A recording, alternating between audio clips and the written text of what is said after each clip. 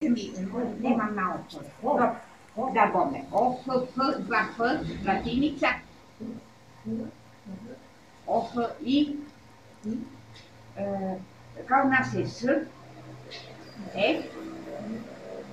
Onda uzmite A, ovako pa ga zaokružite. Da, A, pisano A, pa ga zaokružite.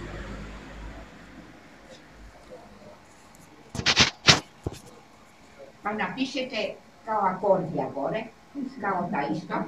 To napišete da ne bi diktirala akordija.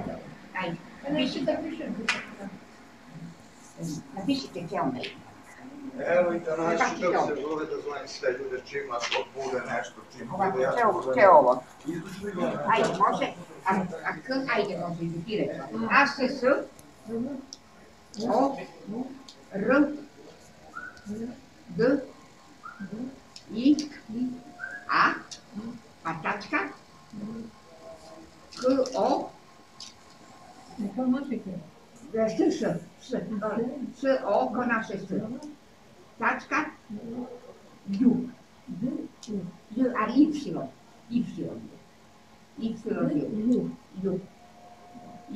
to ja čitam ovako.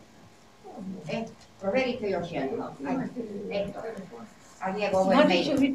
Čekam na razgovor za posao, pa... Ja posao. A koji bi posao radili? Izvinite, je li ovo nešto kao programiranje, jel? Da. Dobro, izvinite što pitamo. Nije problem. Dobro. Hvala puno, izvinite. Ništa. Izvinite što se nas čekuje.